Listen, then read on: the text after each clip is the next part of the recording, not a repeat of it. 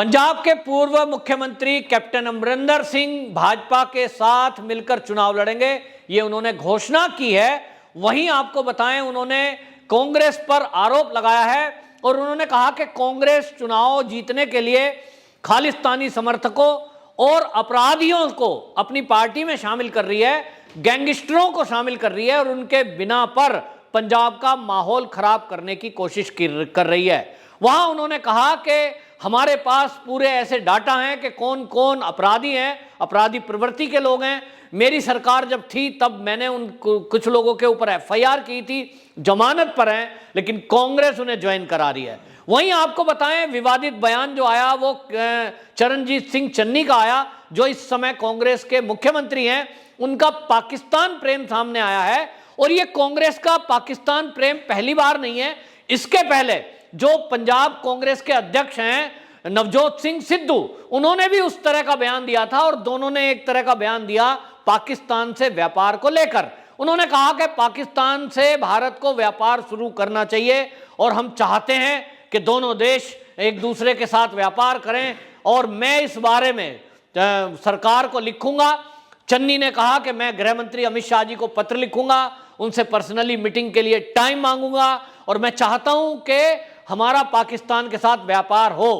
सवाल यह है कि कांग्रेस को पाकिस्तान की इतनी चिंता क्यों है, क्यों वो व्यापार चाहते हैं? तो पहले वो कांग्रेसियों को समझ लेना चाहिए कि जो पाकिस्तान से भारत सरकार ने व्यापार बंद किया है वो क्यों किया। क्योंकि 2019 के अंदर पाकिस्तान की तरफ से साजिश रची गई पुलवामा अटैक की और 40 हमारे केंद्रीय सुरक्षा बलों के जवानों को बलिदान देना पड़ा। बम लगाकर, आईईडी लगाकर उनकी गाड़ी को उड़ा दिया गया। उसके बाद मोदी सरकार ने यह तय किया कि हम ऐसे पाकिस्तान से कोई रिश्ता नाता नहीं रखेंगे जो हमारे सैनिकों पर हमला करे। और इसलिए उसी दिन से व्यापार पर 200% ड्यूटी लगा दी गई, एक्साइज ड्यूटी बढ़ा दी, 200% कर दी। और जिसके कारण प्रतिबंध नहीं लगाया है, 200% ड्यूटी बढ़ा दी है, जिसके कारण पाकिस्तान से यदि कोई सामान भारत में आएगा तो उसको वो 200% रेट ज्यादा लगेंगे और इसलिए भारत में कोई व्यापारी फिर क्यों सामान मंगाएगा। लेकिन आपको बता दें, कुछ सामान ऐसे हैं जो पाकिस्तान से हमारा भारत आयात करता है और वो हमारे लिए कंपलसरी भी हैं। और वो कौन से हैं? दो ऐसे बड़े प्रोडक्ट हैं जो पाकिस्तान से आते हैं। एक तो आता है सेंधा नमक।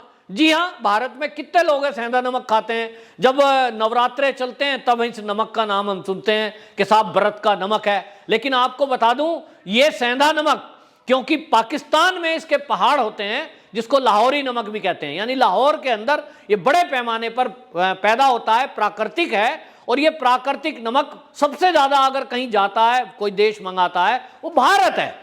तो ये भारत ने इस पर जब एक्साइज ड्यूटी बढ़ गई है तो सेंधा नमक क्योंकि महंगा हो गया और इसलिए भारत के जो व्यापारी सेंधा नमक मंगा रहे थे, यहां के बजाय किसी और देश से मंगा रहे हैं। हमारे राजस्थान में भी पैदा होता है। तो सीमेंट के लिए जो चाहिए वो भी पाकिस्तान से बैन कर दिया। लेकिन इसका बड़ा झटका पाकिस्तान को लगा है। पाकिस्तान के अंदर इस भारत के एक्साइज ड्यूटी बढ़ाने को लेकर आज पाकिस्तान का हालत यह है कि वहां 200 रुपए किलो टमाटर है, 200 रुपए किलो प्याज बिक रही है, चीनी के रेट 10 गुना हो गए हैं क्योंकि वो हमारे देश से वहां जाती थी। हम भी नहीं मंगा रहे हैं, ना हम बेच रहे हैं। बढ़ाना हो 200% ड्यूटी दो। और इसके कारण से दवाइयों के रेट भी वहां बढ़े हैं क्योंकि दवाई का कच्चा माल वो भारत से जाता था और जब भारत से एक्साइज ड्यूटी बढ़ी है तो उसके कारण से पाकिस्तान की कीमत बढ़ी। अब उसकी मजबूरी है, चीन तो उसका दोस्त है तो वो चीन से ले, वो कहीं से ले, लेकिन भारत नहीं देगा।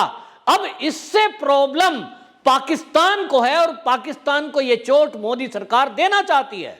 उसको कंगाल बनाने की हमारी सरकार नीतियां बना रही है। तब ऐसे में ये चन्नी, ये सिद्धू और ये सोनिया गांधी ये क्यों ऐसा चाहते हैं कि पाकिस्तान जो कंगाल हो रहा है, वो एक आतंकवाद देश जो हमारे देश के सैनिकों का नुकसान करता है, उससे हम कोई समझौता करें। ये प्रेम क्यों? और इससे एक और सवाल खड़ा होता है कि जो कैप्टन अमरिंदर सिंह पूर्व मुख्यमंत्री रहे हैं, आपको ध्यान होगा कि उन्होंने मुख्यमंत्री पद छोड़ने के पहले सीधे सीधे आरोप लगाए थे कि ये जो नवजोत सिंह सिद्धू है, इसकी दोस्ती पाकिस्तान में बाजवा से है और वहां के प्रधानमंत्री से है। और उसके बाद तो उसने बोला भी है कि मेरा तो यार है इमरान खान। तेरा यार इमरान खान है तो इमरान खान से बोल कि हमारी सेना के ऊपर गोलियां ना चलाए, हमारे देश में आतंकवादी ना भेजे, लेकिन ऐसा नहीं करेगा। और इसलिए कैप्टन अमरिंदर सिंह ने यह शंका जताई थी और यह कहा था कि यदि यह सिद्धू सीएम बनता है तो निश्चित रूप से यह देश की सुरक्षा के लिए खतरा पैदा करेगा, क्योंकि इसके संबंध पाकिस्तान में बैठे हुए लोगों से है। और तो फिर सीमा जो सटती है पंजाब और पाकिस्तान की, वो सीमा सुरक्षित हो जाएगी। और आपने देखा होगा कांग्रेस के इन्हीं नेताओं ने 50 किलोमीटर बीएसएफ का दायरा बढ़ाने को लेकर भी ऑब्जेक्शन किया था। क्यों? क्योंकि केंद्र सरकार जब ये देख रही है कि पंजाब के जो मुख्यमंत्री हैं, जो इस समय चन्नी, उनका प्रेम तो बढ़ रहा है पाकिस्तान के लिए, वो तो चाहते हैं रिश्ते अच्छे हों, वो तो चाहते होंगे कि घुसपैठ भी हो। और इसलिए उन्होंने ये तय कर दिया केंद्र सरकार ने कि बीएसएफ को वो अधिकार दिए जाएं कि 50 किलोमीटर अंदर तक वो तलाशी और गिरफ्तारी कर सके। किसने विरोध किया? चन्नी ने। क्यों अंदर आ रहे हैं साहब, हमारे यहां इंटरफेयर है? अरे भैया, बीएसएफ हमारे देश की तो है। अगर देश की सुरक्षा के लिए 50 क्या 500 किलोमीटर अंदर भी जाना पड़े तो आपको प्रॉब्लम क्या है? लेकिन अब यह समझ में आ रहा है कि कांग्रेस का एक सूत्री एजेंडा है कि वो पाकिस्तान से जो आतंकवाद आना चाहता है उसको आने दे, पाकिस्तान में जो बैठे हुए लोग हैं उनकी जेब मजबूत करे, ताकि वो फिर से गोला गोली खरीदें और हमारे सैनिकों पे बरसाएं। ये कांग्रेस की जो सरकार है पंजाब के अंदर, इसका हटना बहुत जरूरी है, जिसका इशारा कैप्टन अमरिंदर सिंह ने किया था। अब खुलकर सामने आ रहा है, जैसे जैसे चुनाव निकट आता जा रहा है, कांग्रेस का असली चेहरा सामने आता जा रहा है। वहीं आपको बताएं, ये जो चन्नी है, इनका जो ये पाकिस्तान प्रेम है, एक तरफ ये है, दूसरी तरफ आप देखिए, पत्रकार ने 84 के दंगे के बारे में पूछा कि भैया आप कांग्रेस में हो, आप बात करिए 84 के दंगे में जो लोग सिखों के गले में टायर डाल डालकर जला दिया गया था, जिन बहनों के साथ बलात्कार हुए थे, वो तो कांग्रेस के थे, कांग्रेसी नेताओं के इशारे पे हुए, और वो कांग्रेस में अब शामिल किए गए हैं। इस पर आप क्या कहेंगे? आप किसान आंदोलन के नाम पर पूरा बवाल कर देते हैं कि अगर 3 बिल आ गए मोदी का विरोध करेंगे, बीजेपी के एमपी एमएलए को गांव में नहीं घुसने देंगे, तो फिर कांग्रेस का पक्ष क्यों? इस पर वो मौन हो जाते हैं और कोई जवाब है नहीं। लेकिन यहां पाकिस्तान प्रेम साफ दिखाई दे रहा है। मोदी जी की नीतियों के कारण आज पाकिस्तान कंगाल होने के कगार पर है। उसको इतने झटके दिए हैं मोदी जी की रणनीति, कूटनीति, विदेश नीति, और इसके कारण वो बौखलाया हुआ है। और उसको लगता है कि जो उसके पिट्ठू यहां भारत में बैठे हैं उनके जरिए वो एजेंडा सेट करे। तो अब ये पंजाब की जनता को तय करना है कि उनको कैसी सरकार चाहिए। उनको ऐसी सरकार चाहिए जो पाकिस्तान से भेजने वाले आतंकवादी, आने वाले आतंकी और नशे की खेप, उसको खुली छुट्टी दे, पाकिस्तान को फायदा पहुंचाने की नीयत से अपनी नीति बनाए, या ऐसी सरकार चाहिए जो बॉर्डर को बिल्कुल सील कर दे और कोई घुसपैठ करने की कोशिश करे तो सीधा गोली से बात करे, एक भी आतंकवादी भारत की सीमा में ना आ पाए, यह सुनिश्चित करे, और इस तरह से सेना को और सुरक्षा बलों को मजबूती दे। ऐसी सरकार वहां लाना जरूरी है। और इसलिए कैप्टन अमरिंदर सिंह जो पूर्व कैप्टन रहे हैं आर्मी के, वो देशभक्ति का जज्बा उनके अंदर है।